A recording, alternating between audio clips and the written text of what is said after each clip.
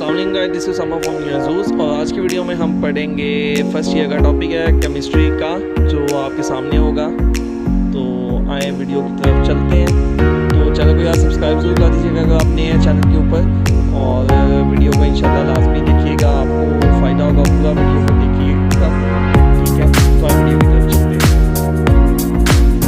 अच्छा, ये Hess's law of constant of heat summation है, ठीक है। बेसिकली ये इसकी ज़रूरत हमें क्यों पड़ती है, क्योंकि आपने देखा होगा कि आपको जब एंथैल्पी आप फाइंड करते हैं, एंथैल्पी ऑफ रिएक्शन, ठीक है, ग्लास कैलोरीमीटर या बॉम्ब कैलोरीमीटर से, ठीक है। कई दफ़ा ऐसे होता है कि आप इन दोनों से उन कंपाउंड्स की फाइंड नहीं कर पाते। जब आप उन कंपाउंड्स की नहीं फाइंड कर पाते, like some compounds like tetrachloromethane CCl4 cannot be prepared directly by combining carbon and chlorine, कि जब कार्बन और क्लोरीन को अगर हम मिलाएं डायरेक्टली तो टेट्राक्लोरोमीथेन नहीं बन सकेगा, ठीक है। Similarly it does not decompose easily into its constituents element. इसी तरह जब CCl4 को हम डिकम्पोज करेंगे तो ये डायरेक्टली कार्बन और क्लोरीन के अंदर नहीं आएगा।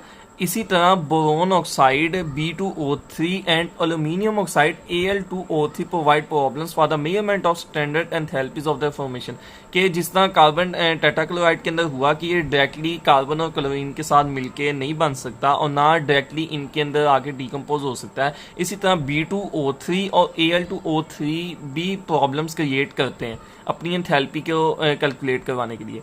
In this case, it is difficult to burn these elements completely in oxygen because a protective layer of oxides covers the surface of the unreacted element. उसने कहा कि आप इन कंपाउंड को डायरेक्टली बर्न भी नहीं कर सकते। बर्न क्यों नहीं कर सकते कि इनके ऊपर एक तह जम जाती है, एक तह होती है किसकी, ऑक्साइड्स की, ठीक है, जो covers the surface of unreacted. वो कहता है कि covers the surface of unreacted element. Similarly heat of formation of CO carbon monoxide can not be measured directly due to the formation of CO2 with it. अच्छा, अगर वो आपसे पूछे कि हेसिस लॉ आपको क्यों चाहिए होता है, तो आपने ये पॉइंट्स उसके अंदर लिख देना है कि इन चीज़ों की वजह से हमें Hess's law of constant heat summation की ज़रूरत है। अच्छा, as a result of aforementioned problem the element had to look for methods of obtaining standard enthalpies of formation indirectly, जो मैंने अभी बात की। The energy cycles show two routes for converting graphite and oxygen to carbon dioxide whilst the alternative route goes via CO, ठीक है। वो कहता है कि ग्रेफाइट और ऑक्सीजन को जब हम कार्बन डाइऑक्साइड के अंदर कन्वर्ट करना चाहेंगे तो दो रूट है, ठीक है। जो अल्टरनेटिव रूट है वो किसके जरिए जाता है, CO। अब हम आगे देखते हैं। It would be seen reasonable that overall enthalpy change for the conversion of graphite to CO is independent of the route taken। ये इस चीज़ का मेन चीज़ है कि आप अगर सपोज यहाँ से अगर आपने फैसलाबाद से लाहौर जाना है, ठीक है, तो अगर आप मोटरवे के ज़रिए जाएं या आप हाईवे के ज़रिए जाएं, उसका कहने का मकसद है कि आपका पेट्रोल दोनों तरफ क्या लगेगा, बराबर ही लगेगा, चाहे आप मोटरवे के ज़रिए जाएं चाहे आप हाईवे के ज़रिए जाएं। वो इमेजिन करना ना, हमने सपोज करना है, ठीक है। तो इसी तरह जब आपने ये बनाना है कोई एलिमेंट, लाइक हम एग्जांपल इसकी देते हैं, ये आगे जो ये एग्जांपल दिया कि NaOH प्लस CO2 है, ठीक है।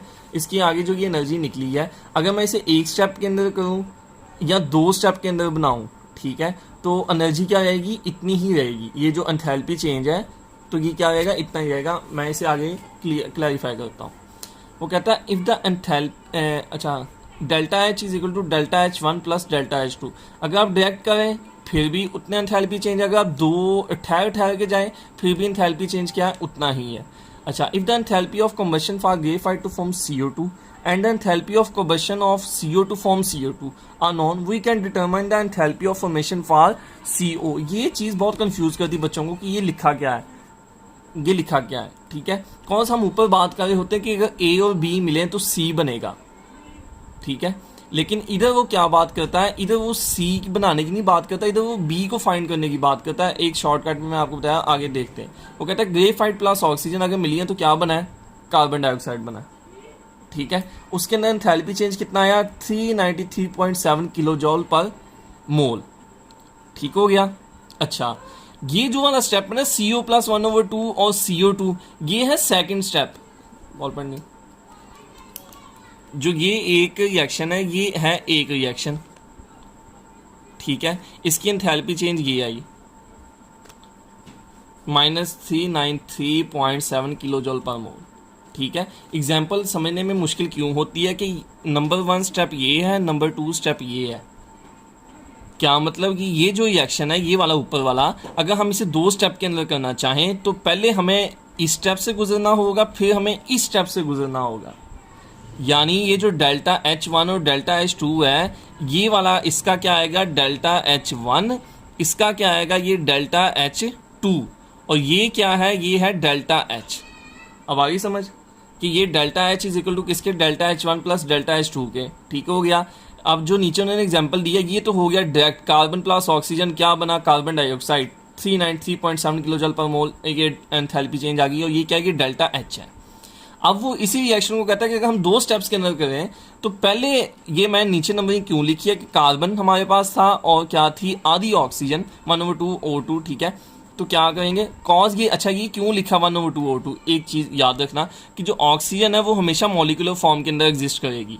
ठीक है, आप कहें ना कि ऐसे सिंपल ऑक्सीजन है तो नहीं, वो ऐसे एग्जिस्ट नहीं कर सकेगी, वो रेडिकल्स होते हैं वो बहुत रिएक्टिव में चले जाते हैं, या नहीं आई थिंक वो रेडिकल O2 भी होता है, O2 के ऊपर वो डॉट लगा होता है, ये नहीं। खैर ऑक्सीजन को जब भी आपने लिखना है तो ऐसे आपने लिखना है, अगर आप चाहते हैं कि हम इसका एक मॉलिक्यूल यूज करना चाहें तो आपने इधर 1/2 लगा देना है। ठीक है, कि इसलिए इधर लिखा, होप सो समझ आ गई होगी। खैर अच्छा, डेल्टा H1 है इसका, डेल्टा H2 है इसका, ये देखें इन्होंने यहाँ लिखा हुआ डेल्टा H2 और ये डेल्टा H1। अच्छा, वो इस चीज़ के अंदर जो बात कर रहा था वो ये कर रहा था कि अगर आपको ये वाली भी चीज़ पता है यानी डेल्टा H पता है, आपको ये वाली भी चीज़ पता है यानी डेल्टा H2 पता है, तो आप क्या फाइंड कर सकते हैं, आप डेल्टा H1 फाइंड कर सकते हैं। दोबारा ऊपर जाते हैं, वो कहता है if the enthalpy of combustion for graphite to form CO2, graphite to form CO2 and the enthalpy combustion of CO2 to form CO2, CO to form CO2 are known, we can determine the enthalpy of formation for CO, कि हम फिर carbon monoxide के लिए जितनी बनाने के लिए energy लगी है यहाँ से इस रिएक्शन को देख के वो हम क्या कर सकते हैं, फाइंड कर सकते हैं। बात समझ आ रही है ना। उसी की देखना इसके अंदर क्या था, कार्बन मोनोऑक्साइड और ऑक्सीजन मिली तो क्या बना, कार्बन डाइऑक्साइड। ये कार्बन मोनोऑक्साइड कहाँ से आई, उसके लिए जो फाइंड हमने एनर्जी करनी वो ये स्टेप है। ये हमने ये डायरेक्ट कर दिया कार्बन प्लस ऑक्सीजन, ये है कार्बन प्लस आधा ऑक्सीजन CO, कार्बन डाइऑक्साइड फिर आधा ऑक्सीजन लगा यानी एक इसका ऑक्सीजन का ये इसमें पूरा आ गया इन दोनों रिएक्शन में, तो क्या बन गया आगे CO2। बात समझ आ गई। अच्छा, ये है 393.7, आगे हम देखते हैं।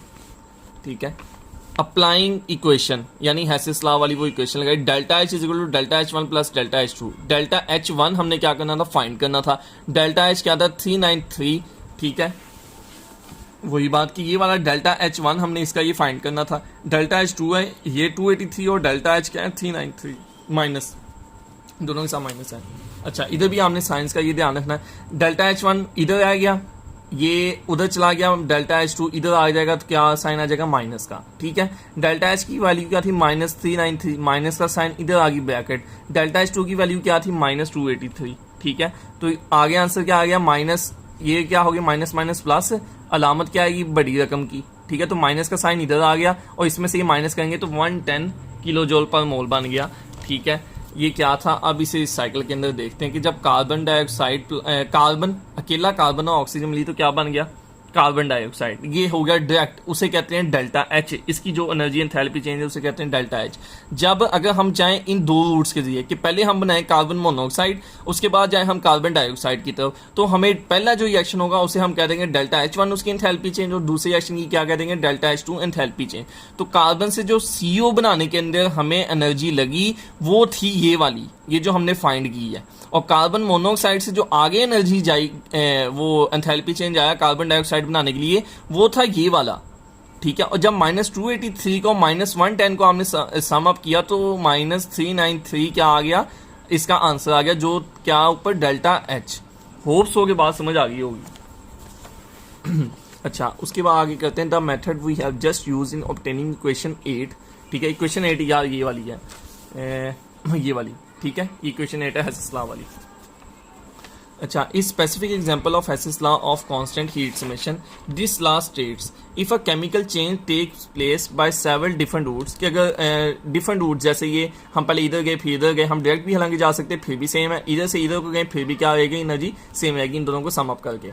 ठीक है, अच्छा, if a chemical change take place by several different routes अच्छा, if a chemical chain takes place by several different routes, the overall energy change is same regardless of the route by which the chemical chain occurs, provided the initial and the final conditions are the same. वो क्या कहता है कि initial condition like अगर मैं इधर 1 मोल use कर रहा हूँ कार्बन का, ठीक है, तो अगर मैं 2 स्टेप में यूज करूँ फिर भी मैंने 1 मोल से स्टार्ट करना, ये नहीं कि मैं फिर इधर 2 मोल से स्टार्ट करूंगा तो जाहिर बात फिर इनिशियल और फाइनल उसकी क्या इनिशियल स्टेट चेंज होगी, तो वो काम नहीं करेगा। इसने कहाँ काम करना कि अगर मैं इधर 1 मोल यूज कर रहा हूँ कार्बन का, ठीक है, तो जब मैं 2 स्टेप के अंदर करूं तो फिर भी मैं 1 मोल यूज करूं।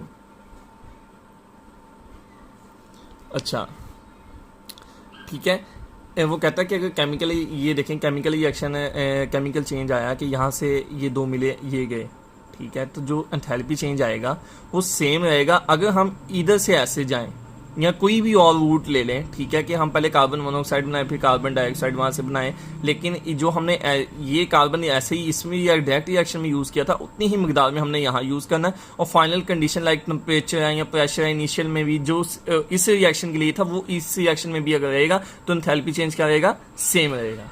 ठीक हो गया। लाइक मैं एग्जाम्पल देता हूँ कि अगर हम कहें कि हमने फैसलाबाद से लाहौर जाना है, ठीक है, और रास्ते के अंदर एक मोटरवे और एक हाईवे दोनों का सेम रास्ता है, लेकिन हाईवे के ऊपर आपको एक जगह रुकना पड़ेगा, वहाँ से आपको रेस्ट करना पड़ेगा, फिर आगे जाना पड़ेगा, पेट्रोल लगेगा same.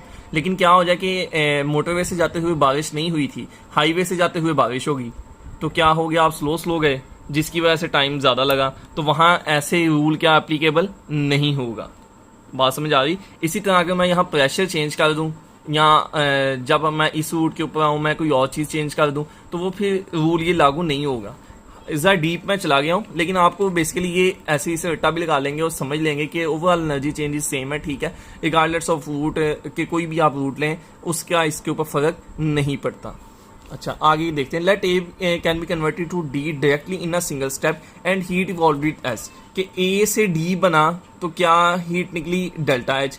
If the reaction can have a route form, पहले ए से अगर हम कहें बी पे जाओ, बी से हम कहें सी पे जाओ, एज शोन बिलो, ठीक है, तो अकॉर्डिंग टू हेसिस लॉ कि जो ये एनर्जी होगी वो इसको जमा करके भी इतनी ही होगी। कैसे मैथम delta H is equal to delta H one plus delta H two plus delta H C, वो मैंने आपको ऊपर इसमें प्रूव भी कर दिया कि delta H one delta H to को जब जमा किया तो डेल्टा एच ही आ गया, ये इस रिएक्शन से, ठीक है।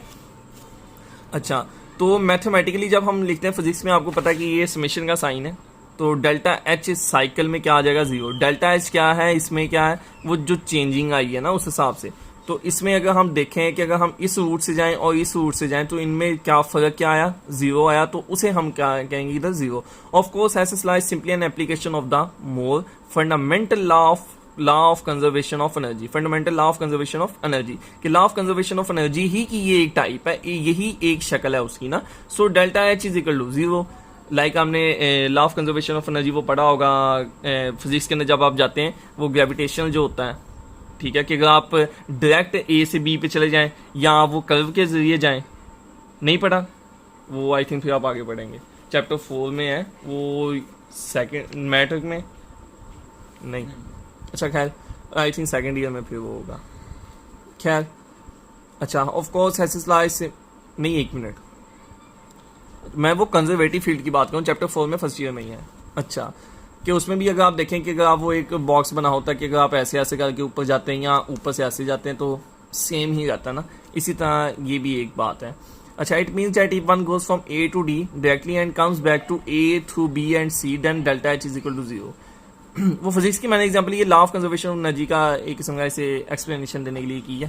खैर आपने इसमें नहीं जाना, आप इसमें रहें कि अगर ए से डी डायरेक्टली जाएं और ए अगर हम बैक आएँ डी से पहले सी, सी से बी और बी से, तो जो ये एनर्जी थी उतनी, अगर सपोज ये एनर्जी हमने दी थी यहाँ बनाने के लिए, सॉरी ये एनर्जी दी थी हमने यहाँ बनाने के लिए ए से डी, जब हम डी से सी, सी से बी और बी से ए की तरफ आएंगे तो जो ये तीनों एनर्जीज हमें मिलेंगी यूज़ करना या निकलेंगी इसमें से, इस कंपाउंड में से, तो वो इसके इक्वल होगी जितनी हमने ये एनर्जी दी थी। ठीक हो गया। अच्छा, the formation of sodium carbonate is another example of for the verification of Hess's law. The formation of sodium carbonate may be studied as a single step process or in 2 steps via sodium hydrogen carbonate. अच्छा, वो sodium carbonate की example लेता है कि 2 NaOH हमने लिए plus CO2 लिया, उससे क्या बन गया, Na2CO3 बन गया, ठीक है, और क्या बन गया, H2O। एनर्जी क्या निकली -89.08। ठीक है, अब इधर तो हमने किए 2 यूज, अगर हम कहें कि हमने इन दोनों को ही 2 स्टेप के अंदर यूज करें, ठीक है, कि टोटल इतने ही रहे, जो मैं ऊपर बात कर रहा था ना कि हमने इधर कार्बन एक अगर यूज किया इसमें तो एक ही इसमें यूज करना, उसका मतलब है कि अगर एक इसमें यूज किया तो इन दोनों का मिला के एक ही कार्बन यूज होना चाहिए। इसी तरह अगर यहाँ 2 हमने यूज किए हैं तो इन दोनों स्टेप्स का मिला के कितने यूज होने चाहिए, 2 ही यूज होने चाहिए। अब इधर हमने कर लिया एक NaOH यूज, ठीक है, NaOH इसके अंदर क्या आया, CO2 हमने डाल दिया, उससे क्या बन गया NaHCO3। ठीक है, आप इक्वेशन बैलेंस कर लें, ये देखें NaOH है, ठीक है, NaOH और CO2 इसके अंदर ऐड हो गया। ये CO3 कैसे आया, एक ऑक्सीजन ये था और 2 ऑक्सीजन ये थी, ठीक है, तो ये NaH से CO3 बन गया। एनर्जी क्या हुई -48.06, ठीक हो गया। अच्छा, अब इस NaHCO3 ये आ गया, ऊपर हमने कहा था 2 यूज किए NaOH, इधर भी हमने कितना किया, 1 यूज, तो इसके अंदर हम क्या करेंगे, एक और NaOH डाल देंगे। बात समझ आ गई है? ठीक है, एक और NaOH डाला तो अब क्या बन जाएगा Na2CO3 प्लस H2O। ठीक है, और एनर्जी क्या निकली -41 पॉइंट। अब इन दोनों को जब हम ऐड करेंगे तो ये किसके इक्वल आएगा, इसके इक्वल आएगा। According to Hess's law delta H is equal to delta H1 plus delta H2। Delta H क्या था -89.08, डेल्टा H1 क्या आया 48.06, डेल्टा H2 क्या -41.02। जब हमने इन्हें प्लस किया, ये माइनस के साइन इनकी वजह से आए हैं, ठीक है, तो क्या आ गया माइनस, इधर भी आ गया, इधर भी -89 जो भी वैल्यू 0.08। ठीक है, this illustrates how heats of reaction may be added algebraically and this proves Hess's law. Hess's law finds its best application in Born Haber cycle, जो हम इंशाल्लाह फिर अगली वीडियो में देखेंगे। होप सो कि इजी रहा होगा कि ये NaOH से Na2CO3 बनाना था। ठीक है, ये डायरेक्ट स्टेप में चला गया था, हमने इधर क्या किया, इधर 2 स्टेप में लिया, एक मोल पहले इधर ले लिया, फिर दूसरा मोल इधर ले लिया, लेकिन एनर्जी चेंज क्या उस हिसाब से इन दोनों को ऐड करके इतनी ही रहेगी। ये किसके इक्वल है, इन दोनों के इक्वल है। ठीक है, अगर वो कहे कि आप इससे NaHCO3 फाइंड करने की एनर्जी बताओ, आपको ये दे दे और ये दे दे, तो फिर आप इसमें से ये माइनस कर देंगे, जैसे हमने पिछली एग्जाम्पल में किया, तो -48.06 आ जाएगा। ठीक है, या लाइक के वो क्या डेल्टा H1 फाइंड करो। ठीक है, तो हम डेल्टा H2 को इधर जाके माइनस कर देंगे डेल्टा H में से, तो जो आंसर आएगा वो आ जाएगा। तो बेसिकली ये एक आपको मैंने और इसका वो बता दिया, जैसे ये पीछे ग्रेफाइट के अंदर इस वाली में एग्जाम्पल में था। तो मैं ख्याल रखिएगा, अल्लाह हाफिज़।